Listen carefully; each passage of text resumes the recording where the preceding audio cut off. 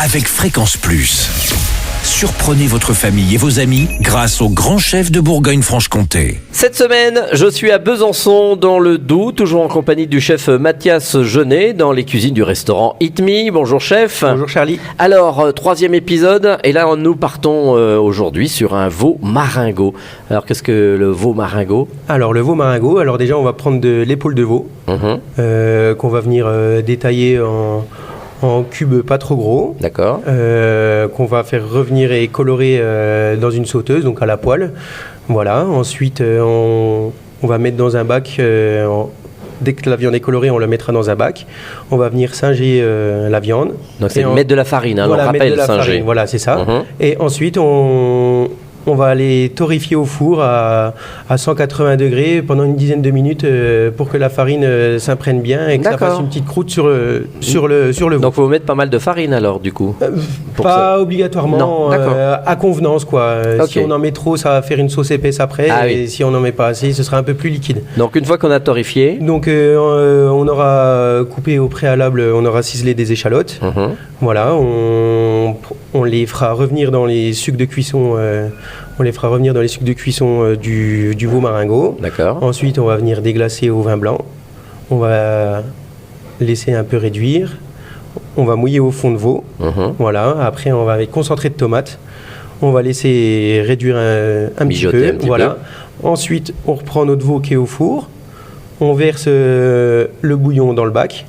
Voilà, on fait un bouquet garni aussi. On met le bouillon dans le bac.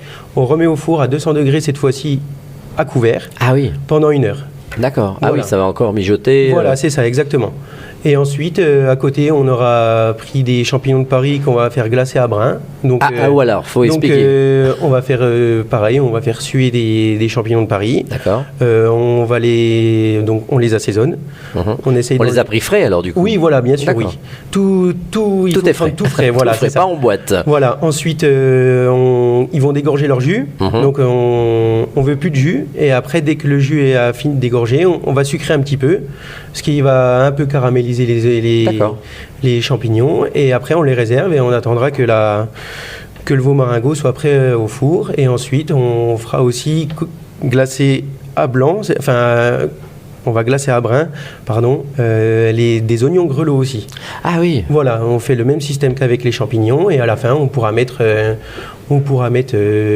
les champignons et les oignons grelots dans la sauce la sauce du veau maringot, et ensuite alors c'est mieux de faire tout à côté, pas tout mélanger. Non, oui, voilà, c'est ça, c'est vraiment tout à côté. Et ensuite, dès que le veau maringot est prêt, on peut le remettre dans une casserole ou on le laisse sur le plat quand on est à la maison, c'est un peu plus familial. D'accord. Et ensuite, on met nos champignons et nos oignons grelots ajoutés à la sauce et au veau. Il n'y aura plus rien à faire après. Voilà, on ne rajoute pas d'autres légumes, rien, ça se mange comme ça tout seul. Voilà, exactement. Eh bien très bien, merci Mathias Jeunet ici dans les cuisines du restaurant Eat Me, c'est à Besançon. Vous le savez, vous aussi cette semaine, vous pouvez gagner un menu pour 2 personnes en envoyant papille par SMS dès maintenant au 7 14 15, papille au 7 14 15. Alors bonne chance à tous.